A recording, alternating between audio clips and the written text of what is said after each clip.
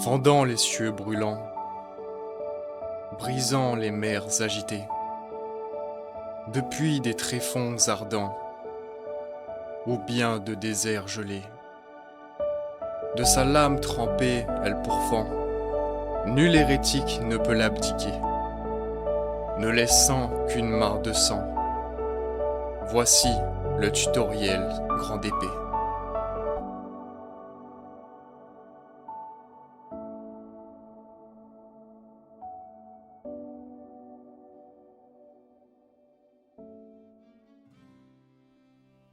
De prime abord très bourrine et primitive, la maîtrise de la grande épée demande beaucoup de dextérité, de patience et de capacité d'adaptation. Fort heureusement sur Monster Hunter Wilds, on comprend qu'une arme est facile à appréhender mais difficile à comprendre pleinement. Je vais tenter aujourd'hui de vous partager un maximum de connaissances que j'ai pu acquérir au bout de mes 500 heures de découpage intensif à l'AGS. On commencera par les coups les plus basiques, jusqu'au plus subtil timing, en passant par des sets d'armure et de talent sur lesquels vous pourrez vous baser en fonction de votre progression dans le jeu. Je vous invite aussi à reproduire les mêmes coups au fur et à mesure de la vidéo en même temps que vous la regardez, pas à pas, afin de vous familiariser avec les différents inputs et combos d'inputs. Dans la documentation in-game, on nous donne le panel de coups classiques que possède la grande épée. Nous allons les revoir ensemble pour ceux qui n'ont jamais touché à la grande épée. Nous avons l'attaque verticale avec triangle. En restant appuyé sur la touche, il sera possible de charger l'attaque. Nous verrons les subtilités de la charge juste après. Le tacle d'épaule. Restez appuyé sur triangle et appuyez sur rond pendant la charge. Le balayage avec rond. L'attaque montante en appuyant sur triangle plus rond simultanément. La garde avec R2. Le mode focus en maintenant L2 pour le garder activé et permettre de réorienter vos attaques en plein combo. L2 plus R1 permettant d'effectuer une attaque focus très puissante sur blessure ou point faible. Passons maintenant au combo de base que nous donne le jeu. Nous avons l'attaque verticale chargée suivie de l'attaque chargée puissante, suivie de l'attaque chargée divine. Les attaques chargées avec triangle ont différents niveaux de charge qui procurent un boost de dégâts. Je vais pas rentrer dans les détails des chiffres, mais je vais vous expliquer de manière à ce que tout le monde puisse comprendre. Nous avons accès ici à 3 niveaux de charge. 1 la blanche avec des dégâts normaux, 2 la orange avec des dégâts boostés, et 3 la rouge procurant un bonus de dégâts maximum. Attention concernant le 3e niveau de charge, pour garder le bonus maximum de dégâts, il vous faut relâcher l'attaque juste après avoir dépassé le niveau 3. Celui-ci étant marqué par un mouvement du corps ainsi qu'un effet sonore distinct de la charge finale. Si vous attendez trop, la puissance de l'attaque retombera au niveau 2 et se lancera automatiquement. Alors il faut faire attention avec les attaques verticales car les hit zones de ces attaques commencent très tôt. Donc attention à vos placements en fonction du monstre que vous affrontez et des ouvertures. Nous allons très brièvement passer sur les 2 autres combos fournis par le jeu, car à ma connaissance ceux-ci sont très peu utilisés, voire jamais.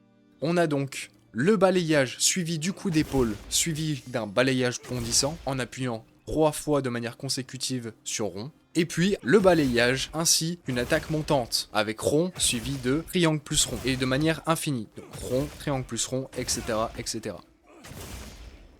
Nous allons continuer avec le tutoriel avancé et les spécificités de la grande épée dans Monster Hunter Wilds.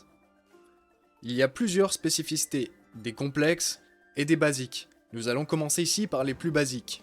Parmi celles-ci, il y a le tacle d'épaule, qui permet de mieux résister aux dégâts subis grâce à une ultra garde, et dans le même temps, pouvoir conserver le niveau de la précédente charge pour la charge suivante, que ce soit une charge verticale, puissante ou divine. Un balayage bondissant, ou même une attaque montante neutralisante. Passons sur l'attaque focus. Celle-ci permet d'enchaîner directement sur une attaque chargée divine, sans passer par les 2 autres stades. Il vous faudra cependant la charger si le monstre vous le permet. Sans blessure, l'attaque focus de la grande épée conserve tout de même un intérêt. Celui de pouvoir passer outre la charge verticale et de pouvoir enchaîner directement avec une attaque chargée puissante. Il vous est aussi possible de conserver la précédente charge pour une attaque focus, cependant il vous sera impossible de garder la charge pour l'attaque qui suit. elle vous permettra juste de faire plus de dégâts durant votre attaque focus. Nous allons parler plutôt de l'attaque montante neutralisante. Celle-ci fait partie des nouveautés de Monster Hunter Wilds sur la grande épée. Cette attaque est en fait une sorte de contre-attaque, et elle peut être utilisée et chargée normalement dans un combo. Cependant, cette action brille quand on veut contrer l'attaque d'un monstre avec. Elle possède une ultra garde, sans pour autant réduire les dégâts autant qu'un tacle, et attention à certaines attaques puissantes de monstres qui sont imbloquables. Quand cette contre-attaque réussit, elle permet de cancel le monstre et de déclencher une attaque croisée unique à la neutralisation. Il est possible d'annuler l'attaque croisée de l'attaque neutralisante, mais c'est utile que dans de rares cas. Et enfin, nous avons le duel de force. Celui-ci se déclenche après avoir fait plusieurs gardes parfaites au cours du combat. Il vous faut marteler la touche d'attaque principale, ici triangle, pour repousser le monstre et pouvoir enchaîner sur une attaque chargée divine. À partir de ce moment-là de la vidéo, vous avez toutes les bases de la grande épée. Vous pouvez aller explorer les possibilités de l'arme par vous-même, car dans la suite de la vidéo, on rentrera dans tous les petits détails que possède l'arme, et en ce qui concerne les movesets, les équipements, les talents, etc. Si vous voulez explorer par vous-même, ou si vous commencez Monster Hunter, vous pouvez revenir plus tard pour chercher les détails qu'il vous manque, au risque de rendre l'expérience d'apparence inaccessible ou trop indigeste d'informations. Attaquons maintenant les spécificités avancées de la grande épée. Sachez qu'à ce point de la vidéo, j'utiliserai des termes un peu plus consacrés par l'usage dans la communauté, comme GS, diminutif de Great Sword pour grande épée en anglais, TCS, True Charged Slash pour parler de l'attaque chargée divine, ainsi que d'Offset pour l'attaque montante neutralisante. Pendant les attaques chargées avec triangle, il est impossible d'esquiver dans aucune direction avant d'avoir porté le coup. Le tacle est la seule option pour ne pas se faire projeter. L'offset cependant est la seule attaque chargée pendant laquelle vous pouvez esquiver. Après une esquive, après une roulade, vous pouvez directement enchaîner avec une attaque puissante, tout en vous permettant de vous replacer en fonction de la position du monstre ou de l'attaque qu'il va lancer. Il est aussi possible d'enchaîner un balayage bondissant après esquive plus tacle, il aura cependant une puissance normale. Concernant le balayage bondissant, il est possible de conserver le niveau de charge s'il est lancé après une attaque chargée puissante, ou après un tacle d'épaule précédant une charge qui a permis de résister à une attaque. Fait intéressant, il est également possible d'enchaîner directement avec une TCS après un balayage bondissant. Certains combos peuvent être donc très forts selon la situation. Sachez qu'il existe aussi un moyen d'étourdir avec la grande épée. Oui, je déconne pas, d'étourdir. Le tacle d'épaule fait des dégâts étourdissants, marqués par de petites étoiles ainsi qu'un effet sonore bien distinct, qui apparaissent quand on frappe la tête d'un monstre. Il y a aussi la possibilité de faire des dégâts étourdissants bonus après un tacle d'épaule en appuyant sur R2+ triangle pour effectuer un coup de plat avec la lame. Sachez que l'étourdissement sur la GS n'est pas une priorité, mais il peut quand même vous sauver la vie à certains moments. Parlons maintenant de l'offset, la pièce maîtresse du kit de la GS dans Monster Hunter Wilds. Je vous conseille de bien garder le mode focus activé lors du follow de l'offset afin de bien toucher les parties que vous souhaitez. Mais que faire après? Vous pouvez enchaîner directement le combo de base de 3 attaques chargées, soit avec une attaque focus sur blessure pour suivre avec une TCS, ou même une attaque focus sans blessure pour skip l'attaque chargée verticale comme on l'a vu plus tôt. Par contre, après avoir fait plusieurs offsets à la suite, ceux-ci ne déclencheront plus de follow ni de cancel. Vous aurez à la place la possibilité d'enchaîner avec une TCS, ce qui ne sera pas toujours les meilleures solutions en fonction de la situation. À vous de vous adapter. Après avoir vu quoi faire après un offset, regardons maintenant quoi faire après une TCS. Le plus opti pour enchaîner un combo avec une ouverture, c'est de faire une attaque focus pour enchaîner plus rapidement une attaque puissante into TCS encore, etc. en boucle. Maintenant, ce n'est pas le seul combo à enchaîner. Sachez que si vous êtes en danger après une TCS, vous pouvez enchaîner directement un offset après. C'est d'ailleurs la seule attaque possible à enchaîner si on regarde les contrôles. Vous pouvez aussi tout simplement faire une esquive plus tacle d'épaule plus attaque puissante pour vous replacer et pouvoir renchérir sur une TCS punitive ou voire même un cancel guard si l'offset n'est pas envisageable. Mais alors, c'est quoi un cancel guard? Eh ben voyons ça, car taper c'est bien, mais survivre c'est mieux. Donc on va parler un peu de la garde.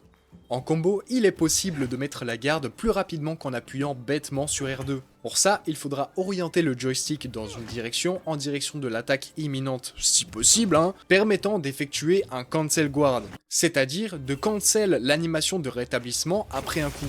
Bien timé, cela vous permet d'effectuer des gardes parfaites en plein combo, tout en vous défendant sans jamais arrêter de taper.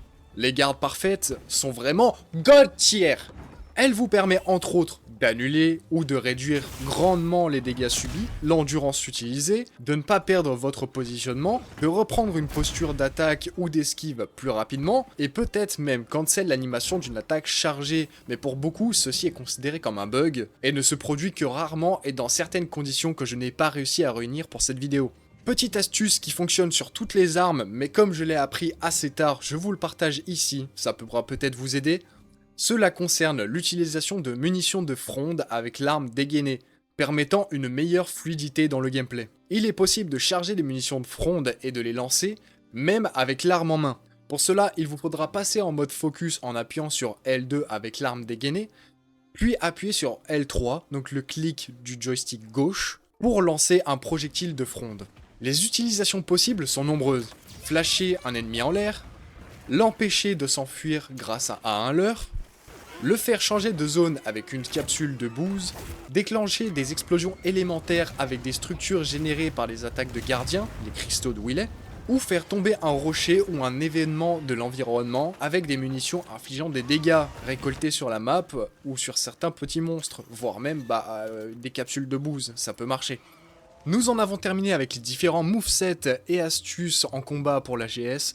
Intéressons-nous maintenant aux équipements et talents conseillés pour des chasses optimales. Commençons par l'énumération et l'explication des talents, car c'est à partir de ça qu'on va déterminer les pièces d'équipement et joyaux que nous allons privilégier. Sachez qu'on va également parler de l'affinité des armes. Pour vous expliquer rapidement, l'affinité d'une arme correspond à son taux de chance de porter un coup critique, multipliant les dégâts infligés. Nous verrons après ça quelques sets d'armure confectionnés par les plus grands théoricrafticiens de la communauté. Concernant les talents disponibles sur les armes, le talent à mettre incontestablement dans vos sets GS, c'est le talent concentration. Celui-ci permet à vos attaques chargées d'atteindre un niveau de charge maximal plus rapidement. Un talent donc indispensable pour multiplier son DPS et pour pouvoir faire des offsets puissants en un tour de main. Deuxième talent important à mon sens, c'est Berserker. En endgame, il est plutôt facile d'atteindre un certain taux d'affinité. Il est donc assez utile de privilégier l'augmentation des dégâts de coups critiques, ce à quoi sert le talent Berserker. 3 niveaux du talent suffisent, sauf si vous cherchez à maximiser les dégâts critiques, le niveau maximal, qui est le niveau 5, sera tout à fait acceptable. Les prochains talents d'armes, bien que moins utilisés par les vétérans, procurent tout de même des boosts de dégâts et ou du confort en plus sur l'arme. En termes de dégâts, nous avons garde offensive, un talent qui s'active à condition d'effectuer une garde parfaite, ce que vous serez amené à faire beaucoup de fois durant vos quêtes. Maître de la charge, qui augmente les dégâts élémentaires et les dégâts d'affliction des attaques chargées. Pour ce qui est des boosts de dégâts élémentaires et d'affliction infligées par les coups critiques, nous avons attaque perfide pour les afflictions et rage élémentaire pour les dégâts élémentaires. Et pour du confort de jeu, si vous n'avez pas assez de tranchants sur votre arme, vous pouvez utiliser le talent savoir-faire qui augmentera la jauge de tranchants maximum. Concernant les talents d'armure, je les ai classés en deux catégories, les talents dits DPS et les talents de confort. Commençons par les talents qui augmentent vos dégâts. Nous avons Témérité, ce talent s'active quand le monstre est enragé. Il permet de récupérer plus 20 d'attaque et plus 15% d'affinité. Mise à mort n'augmente pas l'affinité sur une période de temps, mais en fonction des parties que vous touchez. En effet, chaque monstre a son point faible, il est possible de le consulter dans le bestiaire. Si vous tapez un point faible d'un monstre, votre affinité augmentera de 30%. Et si vous touchez une blessure ou une partie blessée, si le talent est au maximum et les deux bonus sont activés simultanément si les conditions sont remplies, vous aurez plus 50% d'affinité. Force latente. Les conditions d'activation du talent sont pas très claires, mais il s'active avec le temps ou en subissant des dégâts, et peut durer un peu plus longtemps avec un des talents de set d'armure qu'on verra juste après.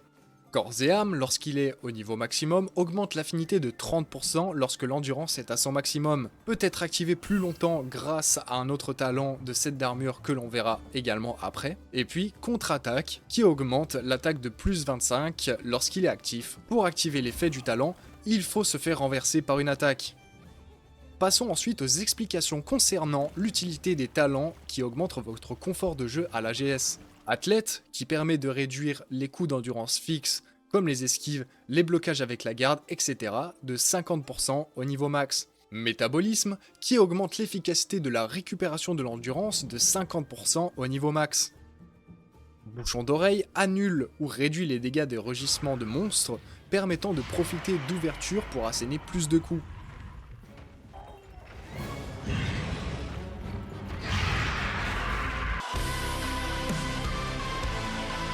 Trompe la mort, qui augmente votre distance d'esquive, à combiner avec le talent de repas acrobate donné par les crevettes debout, ou les crevettes turbiles, qui augmentent votre fenêtre d'invulnérabilité pour une optimisation de votre capacité à esquiver les coups sans prendre aucun dégât. Bénédiction, qui octroie une chance prédéfinie de réduire plus ou moins les dégâts subis en fonction du niveau du talent équipé. Rengainage éclair, un nom assez explicite, vous permet de rengainer l'arme plus vite. Il n'est pas indispensable, mais il est disponible au niveau max sur l'une des pièces d'armure des sets que je vous présenterai juste après. Ainsi que anti-choc, pas obligatoire non plus, mais très utile en multijoueur, vous empêchant d'être gêné par les coups de vos alliés, et par la même occasion, il vous empêche de gêner vos alliés avec vos coups. Mais vous jouez avec la grande épée, il y a peu de chances que vous gênez vos alliés avec vos coups. Voyons maintenant les sets de talents d'armure relatifs aux talents offensifs. Les talents de set d'armure s'activent dès lors que vous équipez un nombre correspondant de pièces d'armure venant du même monstre, offrant un talent unique inobtenable autrement, donc choisissez bien vos pièces d'armure à équiper. Pour les talents de set d'armure relatifs aux talents offensifs cités plus tôt, il y a Rage foudroyante avec 2 pièces d'armure du set du Raidao qui augmente modérément la durée du talent force latente. Second souffle avec 2 pièces du set en Janna tonnerre gardien, permettant d'avoir une jauge d'endurance extra pour corps et âme, c'est un match-up plutôt bien pensé. Flèche d'azur, avec 2 pièces de l'armure Lagiacrus, augmente temporairement l'affinité et permet d'infliger des tics de dégâts de foudre à mesure que le monstre subit des coups. Ainsi que le talent de cette bravoure, qui a une condition d'activation un peu spéciale, car il a besoin de 3 pièces de monstre Alpha Suprême. Dans le cas présent, ce sera avec 2 pièces Raidao Alpha Suprême ainsi qu'une pièce Uduna Alpha Suprême. Ce talent permet d'avoir un boost de dégâts ainsi qu'une immunité au chaos si votre vie reste au-dessus d'un certain seuil, en échange d'une défense réduite. Priorisez concentration pour les talents d'armes et bouchon d'oreille ainsi que les talents relatifs à l'endurance si vous n'avez pas la possibilité d'équiper tous les talents. Je vous partage maintenant quelques sets d'armure sur lesquels vous pouvez vous baser pour créer vos propres sets. Ces sets sont axés sur le DPS et le taux critique. Si vous souhaitez avoir plus de confort lors de vos chasses, comme carnassier pour consommer vos potions plus rapidement par exemple, n'hésitez pas à faire des petits essais en modifiant un petit peu les talents à votre guise. N'hésitez pas à faire une pause ou faire une capture d'écran pour garder une trace des sets qui vous intéressent. Petit disclaimer pour la fin de la vidéo, je ne suis pas là pour vous dire comment jouer, je vous partage tout ce que j'ai pu expérimenter sur la grande épée depuis le lancement du jeu sous forme d'un tutoriel le plus complet possible. Les sets de la communauté et les miens ainsi que les habitudes de gameplay en chasse ne sont que des bases pour vous permettre de construire vos propres expériences. Libre à vous d'adapter votre manière de jouer avec les connaissances que je vous ai partagées aujourd'hui ainsi que toutes celles que vous acquérez au cours de vos chasses. Cependant, je vous incite à vous abonner, bien sûr, si vous voulez d'autres tutos sur les armes, qui sait, et n'hésitez pas à passer sur Twitch un de ces soirs, ça part en régulage maso la plupart du temps, on rigole bien. Merci en tout cas d'avoir regardé ce tuto sur la grande épée, merci à 5 Caribou, Mistophoros ainsi que Swiki pour l'aide qu'ils m'ont apporté dans l'écriture de ce tuto, que ce soit pour les movesets de l'arme, pour les sets d'armure ou pour les talents. En tout cas, merci à vous, je vous fais des bisous et puis je vous dis à la prochaine.